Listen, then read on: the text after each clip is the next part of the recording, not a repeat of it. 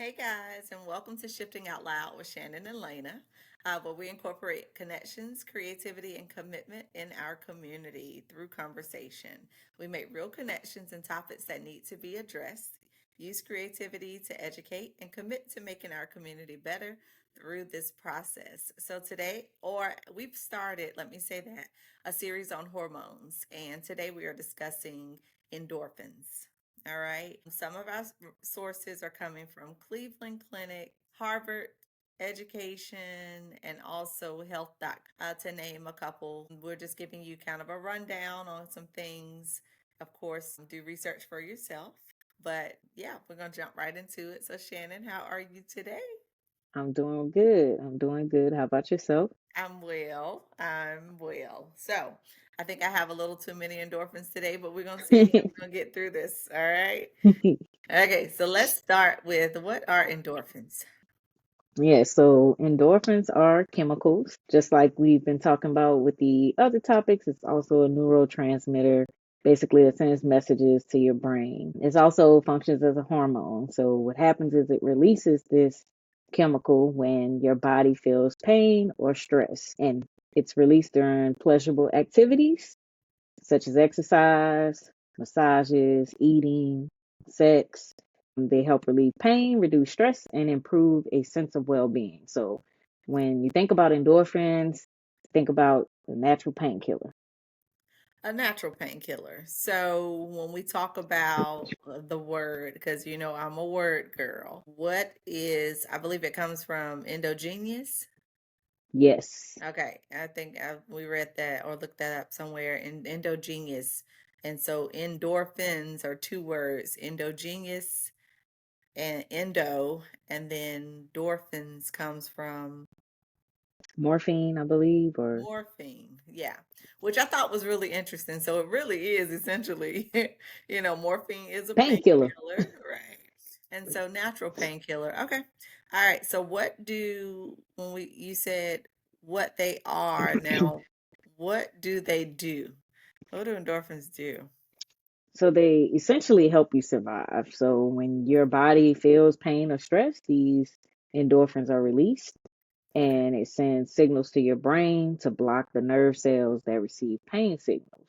Okay. So, it's actually a good thing. We don't want to feel pain. So, Right. that's what the body is doing, is helping you survive. It essentially turns off the pain, is what it's saying. Because you naturally seek to avoid pain, you're more likely to do something that makes you actually feel good. And so endorphins is what does that for you. Okay, gotcha. So let's do so when we talk about that, let's talk about the benefits of endorphins. Okay.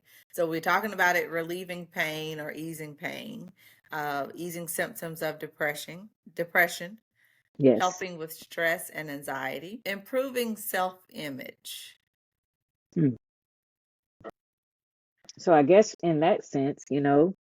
depending on what kind of pain you're dealing with or what kind of stress you're dealing with, certain Okay. types of pain and stress can cause low self-esteem. And so I can see how endorphins would therefore make you view yourself differently if you feel good, right? If you don't feel pain, you feel better. So, That makes sense. If it's contributing also to weight loss and stress and anxiety, alleviating childbirth pain. Child, where was the right. endorphins when I was having? Okay, moving on. Like even with the weight loss, you do naturally feel better about yourself, Absolutely. right? Okay, it can help increase dopamine. So the beautiful part I like, and I think we were both excited about this part, is that it is definitely like a beautiful God-made puzzle Yeah. and formula, right? Right. Well, the only person that was in the lab was God doing doses of this, doses of that. So Right. helping to increase dopamine because we looked at, right, serotonin and dopamine work together. Right. Now we're adding another component, endorphins. So Yes. they all are this well-oiled machine.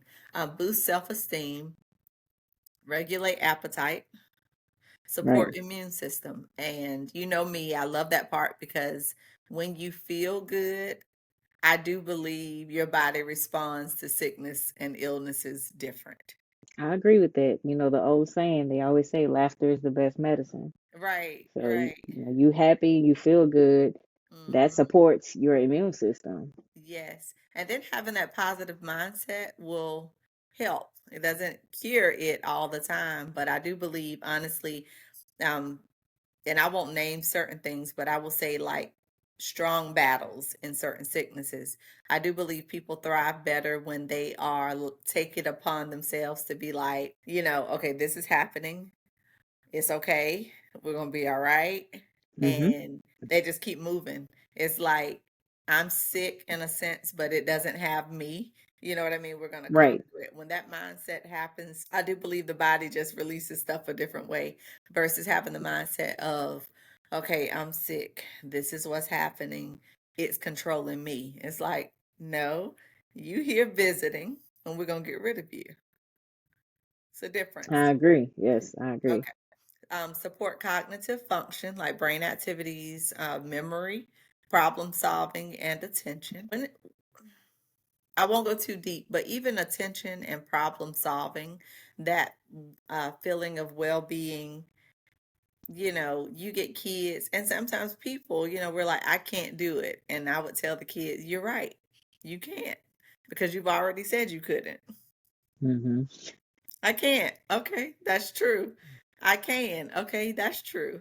Which way Right. we going? So, problem solving, having that positive reinforcement for yourself, releasing that. And then when we're talking about those, right, those are the benefits.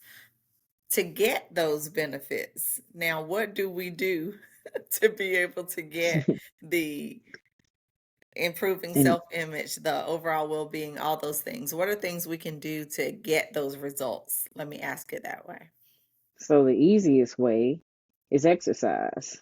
Look at Um, that. e- Exercise releases endorphins in the body, gives you that runner's high. And so, which is why once someone gets consistent with exercise, Hmm. it almost feels like it's, an addiction because they're looking for that feeling that they get after. They're looking for that. I mean, it again, it's relieving pain and stress. And so that's what people do. They use the gym for that reason. They use Right. walking for that reason, Hmm. lifting, whatever type of exercise that you do. Right. If you get that runner's high, you'll be like, man, you know what? That was pretty good. I'm gonna do that again because I gotta go work off this stress, and I think it's just a good release. So help me understand if I'm not mistaken, the very thing that we don't like to do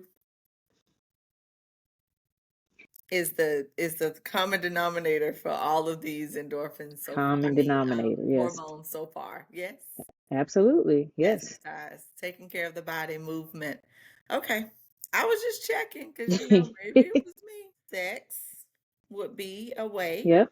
I mean, that's self-explanatory on a clean Right. day, I hope. Yeah. I, I believe so. All right, moving on. Acupuncture and massage. Yes. Eating. Let's be Now that specific. right. Well, they got people that eat and they feel a relief of stress after they eat. So, you know, endorphins, therefore dopamine, and now you feel better because I know sometimes I can remember this is a story for me when I was, I'm gonna say teen. Okay. I wouldn't, my mood would be so different until I ate breakfast. Once I ate breakfast, I was all right. You don't need coffee, you need I food. was You all get a whole right. meal. Got it. Listen, I'm here for it. But what about, I'm thinking like, I don't know, I feel like it's something, and this is not like overindulging, but when I see that, I'm thinking things like, how you feel when you are like tired or feeling some type of way and you get like a bowl of ice cream or like that perfect like piece of cake. Hmm. It changes stuff, okay? It makes everything okay. Right. Or brownie or something. Okay. Now So, I did read, to be clear, I did read there were specific things. There were specific foods. It was okay. dark chocolate. Dark chocolate was one of them. Okay. Well, let's Um, let's let's add that in. So dark chocolate, okay, which um, has natural stuff in it. There's a lot of benefits to dark chocolate too. So, yeah, heart okay. health and all. Yeah. Mm-hmm. Yeah. So What about meditation? I love that one because, yeah, of course, that takes us back to a heart posture with God and right. get quiet. You know what I mean? Yes, Quieting the world. right. And Um, breathing, that was a big thing they pointed out about the meditation, that deep breathing will also, concentrated deep breathing will help release endorphins and therefore alleviate stress and And some pain. I just learned about something when you said breathing. I just learned about something called square breathing, I think it is. Hmm. It's like literally conscious counting, breathing in and then breathing out. Like it's making you concentrate on that breath so you can, that's your only thing you're concentrating on and it helps to alleviate. So that is a Interesting. thing. So look up square breathing. Square breathing. Mhm. Playing music. So I look at it even, so we got exercise, we got the eating, we have meditation, which is the getting still and actually focusing on the breathing and also listening, I think sometimes, right? For instruction Hmm. from God. Yes. I'm going there. It matters. Playing music, worship music. I think for me is Yeah. worship music, even if Right. it's instrumental worship music. It's a thing. What about you?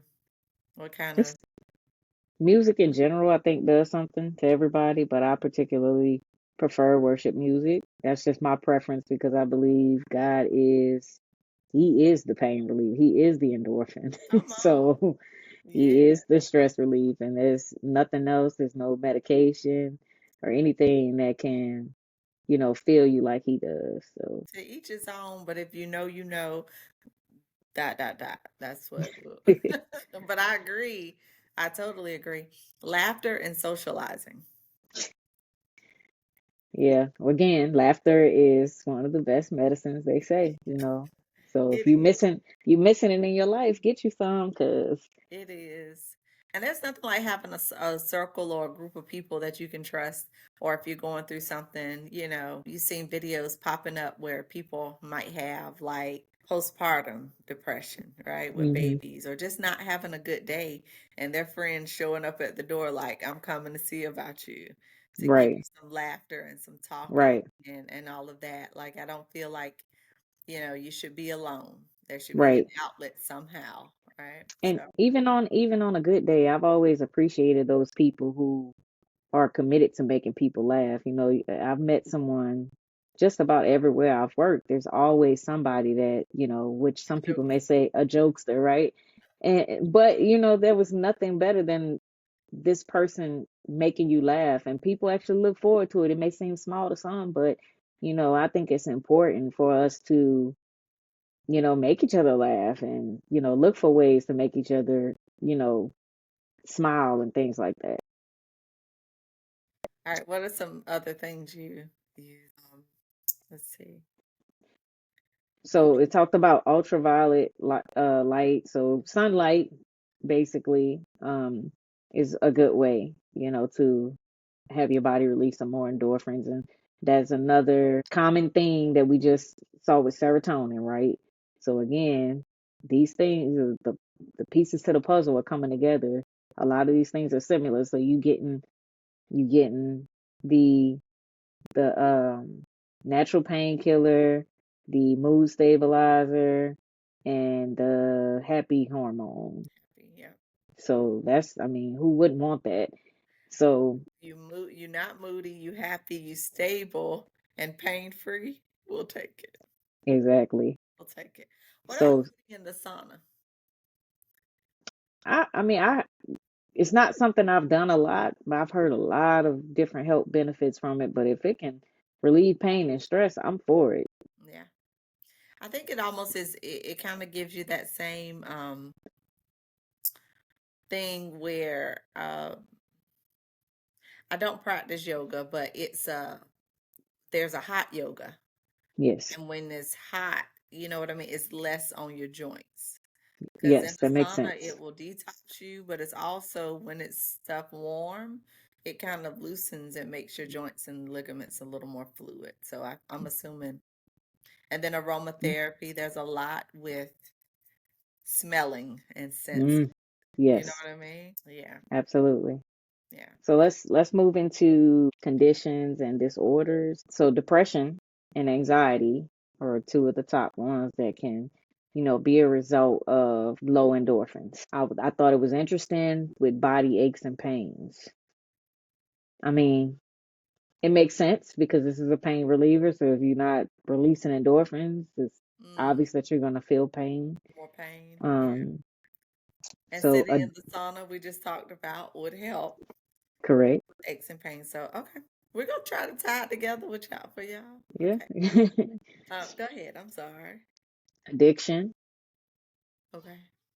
So not sure right here on that. I mean, I guess it makes sense in the regard that stress, right? Endorphins is a stress reliever, and some people look to certain things to relieve stress, right? And Mm-hmm. so if your body's not releasing endorphins and you're dependent on alcohol or whatever it is that you may be dependent on, I can see how that can become an addiction. Okay. Okay. Um, anything else? Yep. So sleep issues, Mm-hmm. right? I mean, obviously if you're in pain and you stress, it's hard to sleep. Yeah. That's relatable. I've been there. The morphine gonna knock you out of sleep. Right. Taking that natural morphine. And Right, I'm the right. type of person may cause drowsiness is borderline comatose. It's happening. Yeah. I'm not far behind you, so my Zyrtec get me, so I already know. Don't give me nothing else. I tell the people how to put us to sleep. Okay. To sleep. What about impulsive actions? That Yeah, I don't know about that one. impulsive actions make me feel or make me think about when we talked about serotonin. Remember how that euphoria, Yes. that no Yeah. boundary, you know what I mean? Just Mm-hmm. jumping doing stuff just on its Just own. going. But no, yeah, Yeah. Almost like too much. too much.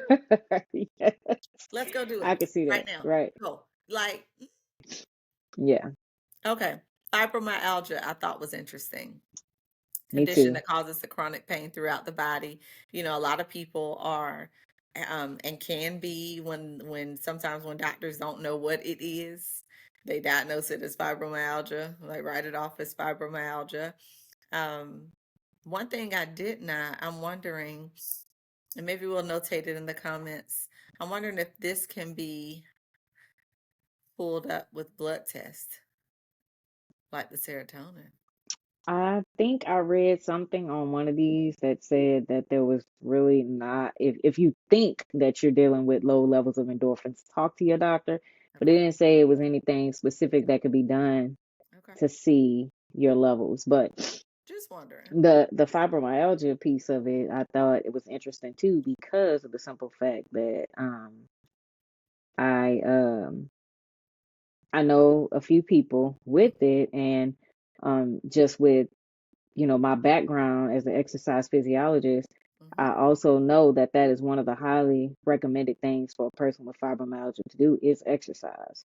Mm-hmm. So that lets me Even know though it's that hard, even like though it's push through hard, it. Yeah. Okay. right, and their body is already dealing with low levels of endorphins, but if Okay. they're exercising, and let's say they start feeling pain from exercise, then endorphins will release, which to me, therefore, should, as they recover, I would think it makes them feel better. I like that. Okay. Yeah, So it's almost like we understand that whole moment that you are in pain, but if you can somehow and I also think people get really caught up in when you say exercise, they automatically go to 100 where it's like a full hit workout. We're talking right, about right, exercise is movement, right. right? So just the thought of moving and getting the Yeah. body in motion to start, Right. pushing through the mindset of, oh my God, I'm going to be hurting Right. versus movement, not Right. making you run a half a mile and Right. do jumping jacks and burpees. Exactly. It's voluntary. It's voluntary movement, There we right? go. And There. it's intentional movement to reach specific goals. So that could be more stretching for you than aerobic, you know, could be more anaerobic or strength training versus, you know, intense exercise that you see other people doing. So I do think a lot of people immediately go to, oh, I can't, do all of that. But that's why it's important to talk to an expert that can guide you through what you can do. So Perfect. Yeah. I just felt in my spirit I needed to say that because you say exercise, people be like, I ain't running. I ain't. So great. Thank you for that. Um, let's get to the nuts and bolts of it. Let's talk about the self-harm one because we got real excited about yeah, this about this is hmm this was really interesting to me simply because you think about self harm, like you're hurting yourself, but people who self harm, they get that endorphin rush.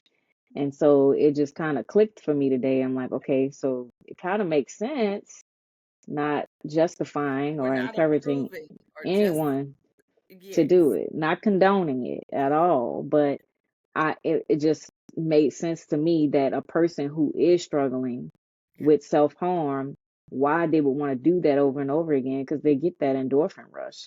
They get hmm that, so it's like, you know, whereas to us, is, to whoever on the outside looking in, you might be like, why would I want to do that? But you're not in their shoes and you don't know that if they're feeling emotional or mental pain, Yeah. then physical pain is what's going to release that endorphin for them. And, you know, so I thought that was interesting.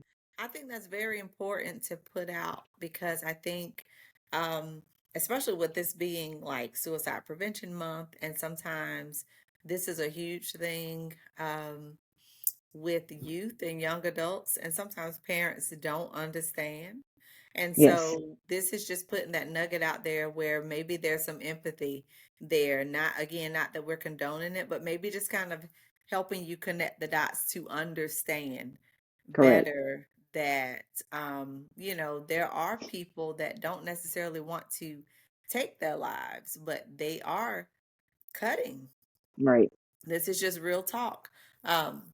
To try to self ease. And I will say,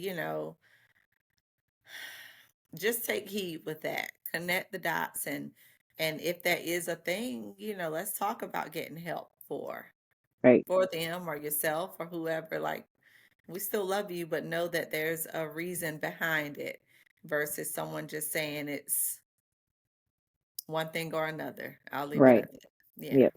Okay. Right. All And right. then the last one with this one was exercise addiction.